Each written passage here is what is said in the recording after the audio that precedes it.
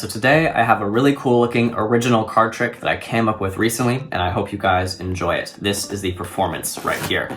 So let's go ahead, give the cards as many shuffles as we like before we begin. We can have the spectator do this as well. They can also cut the cards too. But you guys can see here, all the cards are genuinely mixed and random. So now I will invite the spectator to reach into the deck and they can pull out any card of their choosing. Let's say they go ahead and choose this card over here. So I will turn my head away, but hopefully the spectator can see the card. Okay, so once the card has been remembered, I'll simply have them call out stop somewhere in the middle, and we'll go ahead and have them slide their card right there back into the center of the deck. So we can further lose it into the deck, but as you guys can see, truly is completely lost in the middle, not gonna be on top or the bottom or anything like that. So what I'm gonna have you do next is a bit of a weird request, but hopefully it will make sense once I explain it in just a little bit. So I would like you to cut about half the deck for me, just like this. And now you can hand me either half to use. Let's just say they want this half over here. So because we chose this half, let's go ahead and deal the cards out in the shape of a mountain. If you're confused by that, I can explain, but just kind of deal half the cards upwards like this, and then the rest of the cards go down like this. So it's sort of like a V shape, if that makes sense. So I would hand the spectator these cards and they would create the shape of the mountain themselves. So let's go and do this.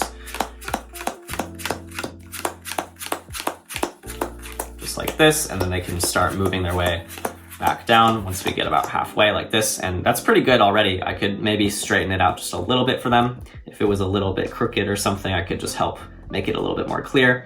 But this is sort of our makeshift mountain. I could even have the spectator give this mountain a name just to be fun if they'd like to do that. But you're probably wondering why, we did this in the first place. Why does this matter?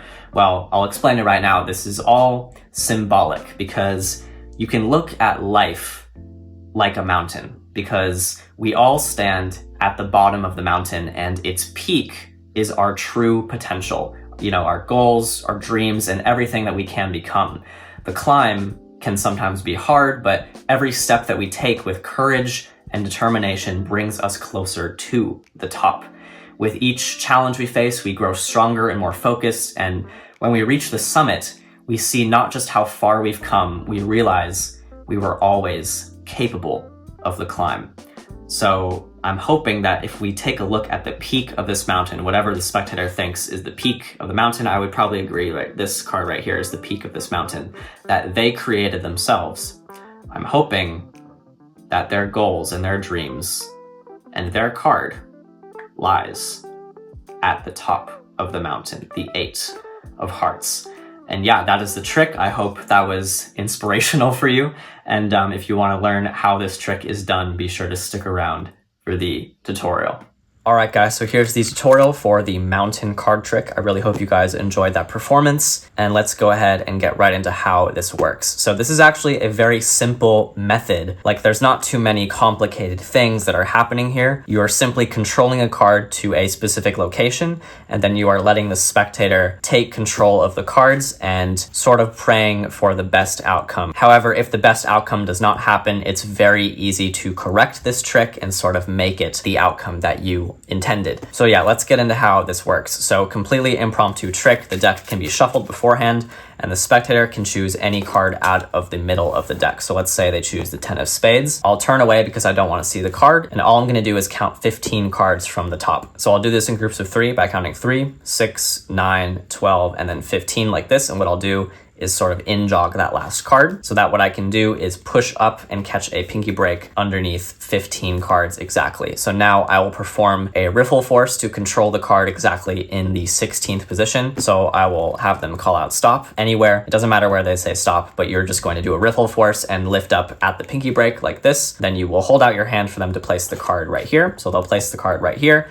and you'll just drop the cards on top, and it really does look like that card goes into the middle. And I mean, it really does go into the middle. You can show them that the card is nowhere near the top or the bottom of the deck, and they will believe you. So at this point, what I like to do is just give the cards a little shuffle. So I'll take about half the cards, and then I'll in-jog the next card so that I'll be able to keep a marker on where the original top half of the deck is like this, so that now I can place the cards down. It looks all messy like this. I can show that the card is still not on the top or the bottom if I wanted to like this. However, I have full control over the card because all I need to do is pick up at the in-jogged card, which is right here. So I will just lift up at that card. I can feel it with my thumb like this. I'm picking that card up like this, and then I will place the original top half back on top. The card will be back in the 16th position. So at this point, I'll place the cards down and invite them to cut half the deck, or as close to half the deck as possible. So they'll do this, and now I will ask them to hand me either half, but don't tell them what you're gonna do yet, because one of two things can happen. You are trying to force the top half of the deck. So if they hand you the top half of the deck, say, great, we'll go ahead and use this half,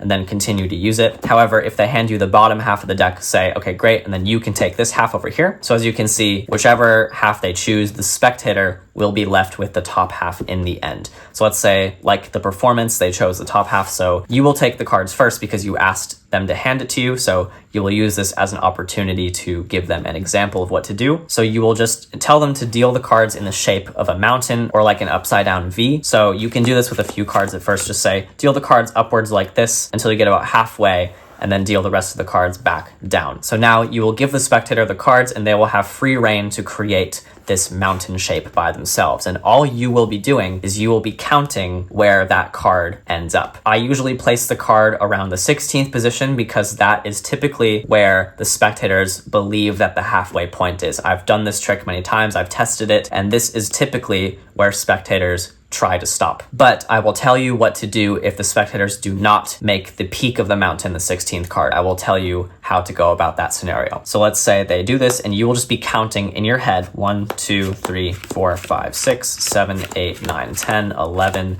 12, 13, 14, 15, 16, 17. Let's say they do 17 right here.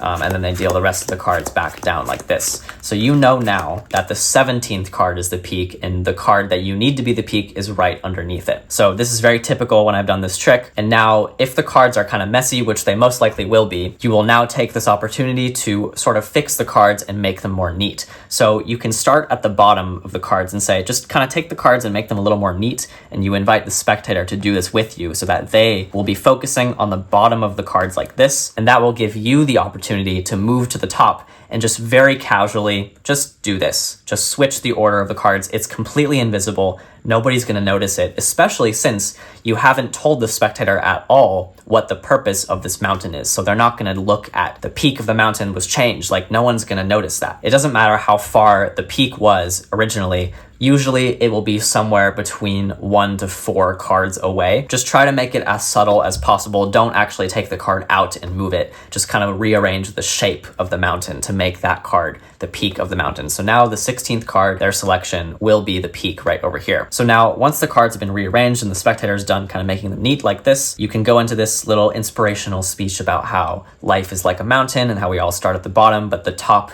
or the peak of the mountain represents our goals and our dreams. And I'm hoping that this mountain that you created here represents your goals and your dreams, and your card will be right here at the top. And now you can let the spectator take the cards out themselves because you already positioned the card correctly. There's nothing more to hide. They can examine everything. And yeah, that is the trick. It's pretty simple how it works, and I hope you guys enjoy performing this trick. Let me know how it goes. And yeah, that's about it. So anyways, see you guys next time. Bye.